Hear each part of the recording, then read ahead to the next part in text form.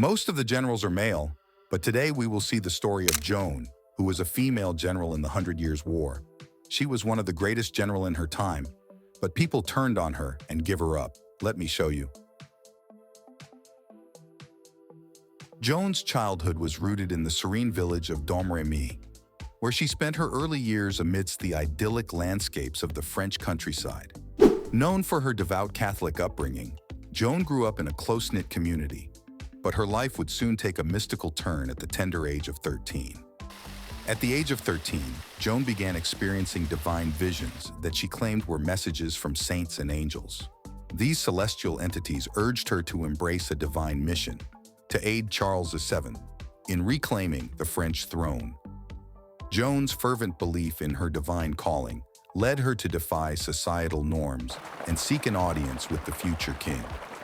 Against all odds, Joan persisted in her quest, driven by an unshakable conviction that she was chosen by a higher power. Despite skepticism and opposition, she remained resolute in her belief that her divine visions were a call to action. Joan's determination paved the way for an extraordinary journey that would forever alter the course of history. Joan's entry onto the battlefield was nothing short of spectacular. During the Siege of Orléans in 1429, she played a pivotal role in lifting the months-long blockade.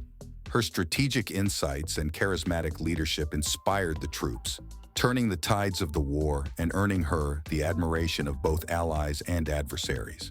Following the triumph at Orléans, Joan's journey continued with the coronation of Charles VII at Reims.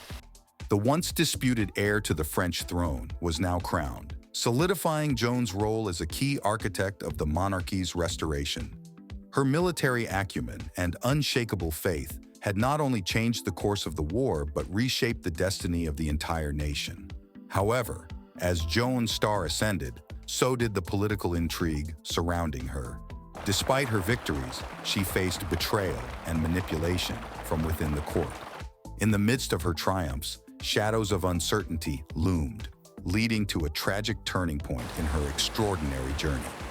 In a cruel twist of fate, Joan of Arc found herself captured by the Burgundians in 1430. The following year, her valiant efforts to liberate Compiègne ended in failure, leading to her eventual capture. Despite the challenges she faced, Joan's indomitable spirit endured, leaving an indelible mark on the pages of history.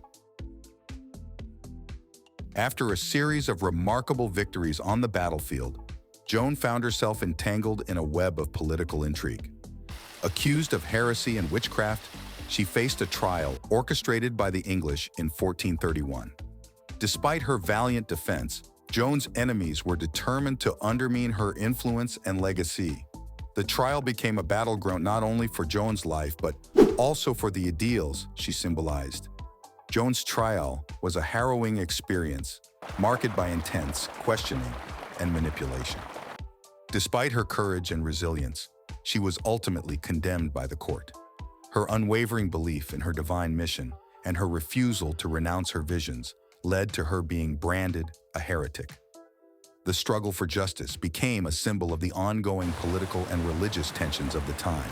In May 1431, Joan of Arc, the Maid of Orleans, faced a gruesome fate. She was burned at the stake, her life cut short at the young age of 19.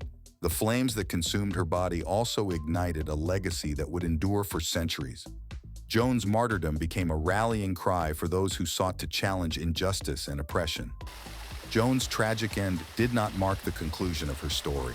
Decades later, the Catholic Church re-examined her trial and declared her innocent. In 1920, she was canonized as a saint. Joan of Arc's martyrdom remains a powerful symbol of sacrifice, resilience, and the pursuit of justice. Her legacy lives on, inspiring generations to come. Joan of Arc's legacy has transcended the centuries, inspiring artists, writers, and leaders alike. Her courage, faith, and unwavering sense of purpose have made her a symbol of hope and resilience. From the Romantic era to the present day, Joan's story continues to captivate hearts around the world. Thanks for joining to Today Adventures, and hope to see you next week with another interesting story. Until then, subscribe so you don't miss out anything, and check out these ones.